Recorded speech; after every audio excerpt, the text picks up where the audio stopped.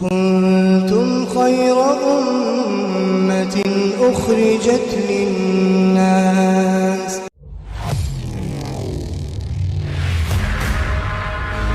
تو پہلے جو امتیں آتی تھیں ان کے تو 1000 سال عمر ہوتی تھی، 1500 سال عمر ہوتی تھی، 3000 سال عمر ہوتی تھی، اور وہ پڑے پڑے اتنی عبادت کرتے تھے، اتنی عبادت کرتے تھے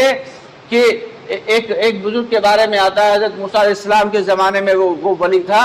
کہ جنگل میں بیٹھے وہ اللہ کا ذکر کر رہے ہیں اور 500 برس تک اس جگہ سے ہلے نہیں۔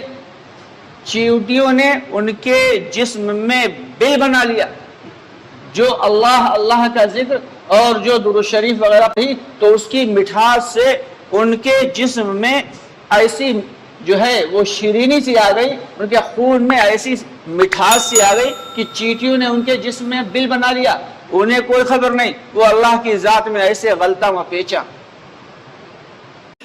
دوستو، آگے بڑھنے سے پہلے ہمارے چینل کو سبسکرائب ضرور کر لیں اور ہماری ویڈیوز کو زیادہ سے زیادہ لوگوں تک شیئر کریں۔ اللہ کے ولی گزر چکے ہیں اور ہم سب کی عمر کتنی؟ 50 سال 60 سال 70 سال،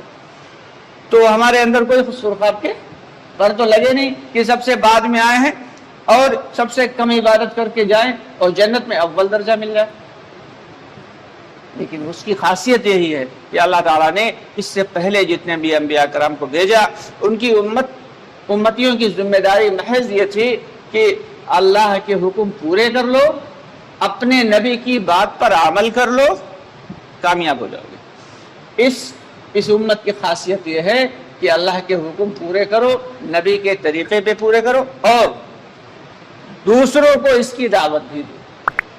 کیونکہ اب کوئی نبی آنے والا نہیں ہے۔ کیونکہ اللہ تعالیٰ نے جب اپنے بندوں کو پیدا فرمایا دنیا میں بھیجا تو اللہ رب العالمین تو اتنے خلیق ہیں اور اتنے زیادہ محبت کرنے والے ہیں اپنے بندوں سے کہ یاد دہانی کرانے کے لیے بار بار ہم نبیوں کو بھیجتے رہے، پیغمبروں کو بھیجتے رہے، رسول کو بھیجتے رہے کہ جو ہے میرے بندے برائیوں سے ہٹ کے اچھائیوں کی جانب آ جائیں۔ اور ہمیشہ یہ ہوتا تھا کہ نبی آتے تھے تو لوگوں کے دلوں پہ محنت کرتے تھے، اور جب لوگوں کے دلوں پہ محنت ہوتی تھی تو لوگوں کی زندگی میں دین آ جاتا تھا، اور نبی کا انتقال ہوا، نبی چلے گئے تو لوگوں کی زندگیوں سے دعوت چلی جاتی تھی، اور جب دعوت جاتی تھی تو پھر لوگ جو ہے وہ برائیوں میں مبتلا ہو جاتے تھے۔ اللہ رب العالمین پھر کوئی دوسرا نبی بھیج دیتے تھے، وہ آ کے وہ دعوت دیتے تھے، اور جب دعوت دیتے تھے تو لوگوں کی زندگیوں میں دین آتا تھا، اور پھر جب نبی چلے جاتے تھے، ان کا انتقال ہو جاتا تھا، وفات ہو جاتی تھی، تو پھر لوگوں کی زندگیوں سے دعوت ختم ہوتی تھی، جس کے نتیجے میں لوگوں کی زندگیوں میں پھر بدلاؤ آ جاتا تھا۔ پھر کوئی بت کی پرستش کرنے لگتا، اور کوئی آگ کی پرستش کرنے لگتا، کوئی سورج کو پوجنے لگتا۔ یہ اس طریقے سے اللہ تعالیٰ نے اتنے نبی بھیجے، تقریباً 1.25 لاکھ یا کچھ روایتوں کے مطابق دنیا میں اللہ رب العالمین نے 2 لاکھ نبیوں کو بھیجا۔ اب چونکہ نبی کوئی آنے والا ہے نہیں تو کیا اللہ تعالیٰ نے اس جو ہے امت کو ایسے تنہا چھوڑ دیا، بیکار چھوڑ دیا؟ ایسا نہیں۔